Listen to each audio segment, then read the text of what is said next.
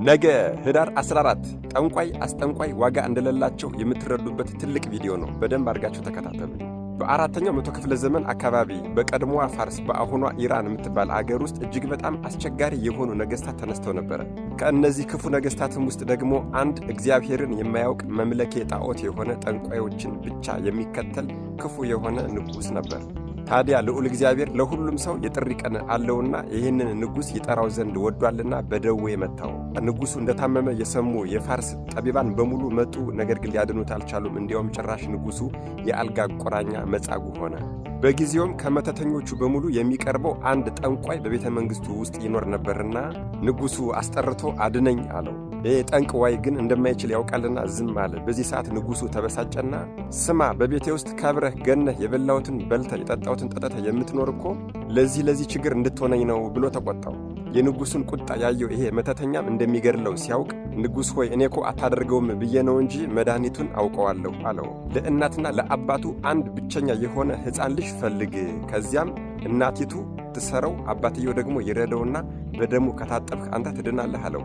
በነገራችን ላይ ይሄ መተተኛ ይህንን የተናገረው እንደዚህ አይነት ወላጆች አይገኙም፣ ቢገኙም እንኳን ንጉሡ ጨክኖ ሕፃኑን አያሳርደውም ብሎ በማሰብ ነው። ነገሥታት መጥፎ ነገር ፈልገው አያጡምና ባስፈለጉ ጊዜ አገኙ። አዎ አንድ ልጅ ያላቸው እርጉማንና ጨካኝ ወላጆችን አገኙ።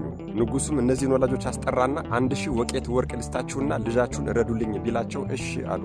ከዚያም ወደ አደባባይ ወጥተው ንጉሡ ተቀምጦ ሕዝቡም ተሰብስቦ ሕፃኑን የ5 ዓመት ልጃቸውን ሕፃኑን ሊገድሉ ተዘጋጁ። እናቱ ውጥር አድርጋ አሰረችው፣ አባትየው ደግሞ ቢላውን ስሎ ቀረበ። ታዲያ በዚህ ሰዓት ይሄ የ5 ዓመት ሕፃን ዓይኑን ወደ ላይ ቀና አድርጎ አፉን እያንቀሳቀሰ እያለቀሰ ይጸልይ ነበር። ንጉሡም ይህንን ነገር በተመለከተ ጊዜ ልቡ ራራና እንዳትነኩት ብሎ አሰምቶ ጮኸ። ሕፃኑንም አስፈትቶ በዙፋኑ ፊት አቆመና ይጠይቀው ጀመረ።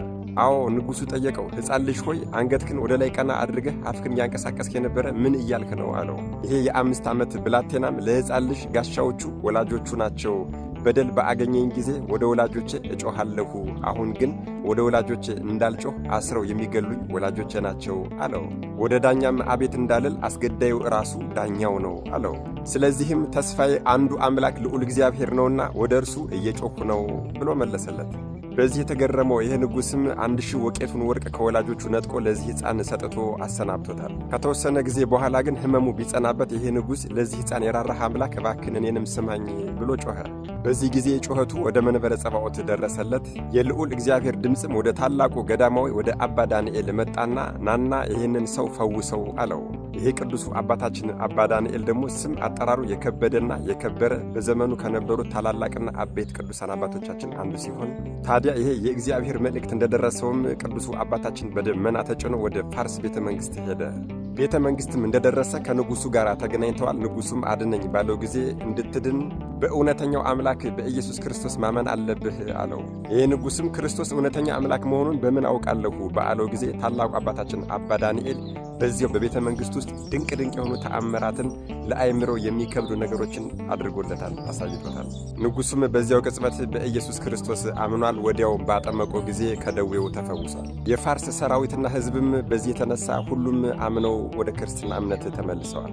ታላቁ አባታችን አባ ዳንኤልም በደመና ተጭኖ ወደ መጣበት ወደ በረሃው ተመልሶ ሂዷል። ጽኑ ተጋድሎ ሲጋደል ኑሮም በዚህ ቀን ማለትም ህዳር 14 ቀን በጥሩ ሽምግልና አርፏል። ወገኖቼ እና ጠንቋይና አስጠንቋይን ከዚህ በኋላ ትፈራላችሁ እንዴ? መድኃኔዓለም ኢየሱስ ክርስቶስ አስተዋይ ልቦናና ሰሚ ጆሮን ይስጠን። ከታላቁ አባታችን ከአባ ዳንኤል ገዳማዊ ረድኤት፣ በረከት፣ ምልጃ፣ ቃል ኪዳን፣ ፍቅር አይለየን። አሜን። ይቆየን።